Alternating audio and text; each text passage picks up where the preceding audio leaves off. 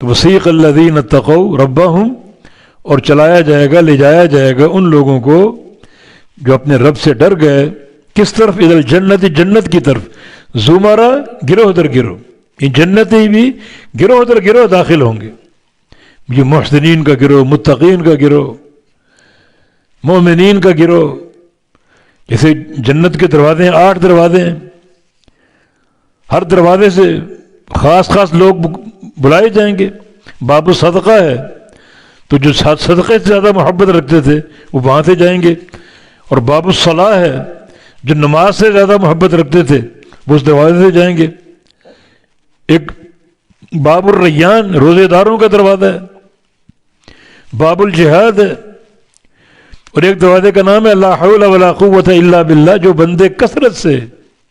یہ ذکر کرنے والے ہوں گے، لا حول ولا قوت الا باللہ، جس کا معنی اپنے آپ کو اللہ کے سپرد کر دیا کہ نیکی لانے والا اور برائی پھیرنے والا کوئی نہیں سوائے اللہ کے۔ کوئی خیر ملے گی تو اللہ کے امر سے ملے گی، نیکی ملے گی اللہ کے امر سے ملے گی، اور کوئی شر مجھ سے ٹلے گی تو اللہ کے امر سے، چھوٹی شر ہو یا بڑی شر ہو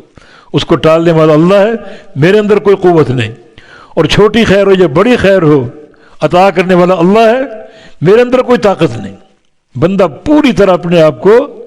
اللہ کے سپرد کرتے۔ ابن قیم فرماتے ہیں کہ لا حول ولا قوت الا باللہ سمجھ کر پڑھنے والا اپنے آپ کو اللہ کے ہاتھوں میں دے دیتا ہے، میری کوئی ہستی نہیں، تو سنبھالنے والا ہے، چھوٹی خیر ہو بڑی خیر ہو تو عطا کرنے والا ہے، اور چھوٹا شر ہو بڑا شر تو ٹالنے والا ہے۔ تو یہ جنت کا دروازہ، اس کا نام ہی لا حول ولا قوت الا باللہ ہے، جس سے کون جائیں گے؟ وہ لوگ جنہوں نے بڑے فہم کے ساتھ،